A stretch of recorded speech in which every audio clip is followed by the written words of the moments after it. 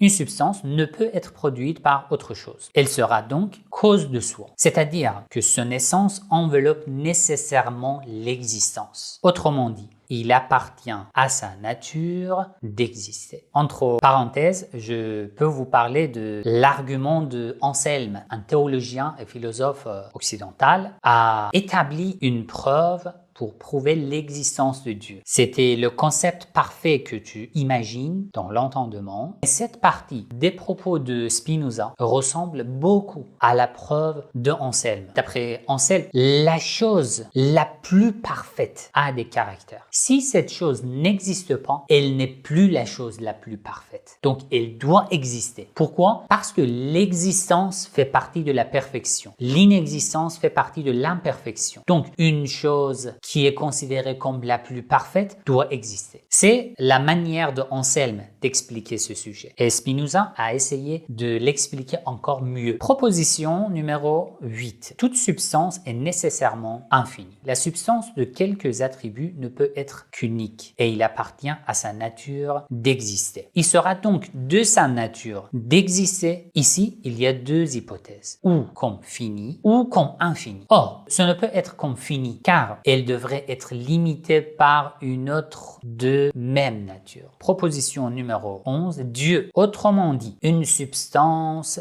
consistant en une infinité d'attributs, dont chacun, ça veut dire chaque attribut, exprime une essence éternelle et infinie, existe nécessairement. C'est une reformulation de la preuve d'Anselme, d'après moi. Démonstration. Si vous niez cela, que Dieu existe nécessairement, si tu dis que Dieu n'existe pas, cela veut dire que son essence n'enveloppe pas l'existence. Et cela est absurde. Pourquoi cela est absurde? Parce que nous avons dit que Dieu est une substance. Sa nature enveloppe son existence. Donc, si tu dis Dieu n'existe pas, ce que tu as refusé n'est pas Dieu. Exactement ce que Anselme aussi dit. Anselme donne l'exemple d'une personne insensée. Dans mes cours de la théologie, j'ai essayé d'expliquer ces paroles. Il donne l'exemple d'une personne insensée. Il dit, je ne crois pas à Dieu. Dieu n'existe pas. Il dit, ce que tu as nié n'était pas Dieu. Tu n'as pas refusé l'existence de Dieu. Parce que si tu arrives à refuser, cela veut dire qu'il n'est pas Dieu. Parce que Dieu est une substance dont la nature enveloppe l'existence. Autre démonstration, ne pouvoir exister, c'est impuissance. Et au contraire, pouvoir exister, c'est puissance. Dans le vocabulaire de Anselme, c'est la perfection. Si donc, ce qui existe déjà nécessairement, ce ne sont que des êtres finis. C'est donc que des êtres finis sont plus puissants que l'être absolument infini.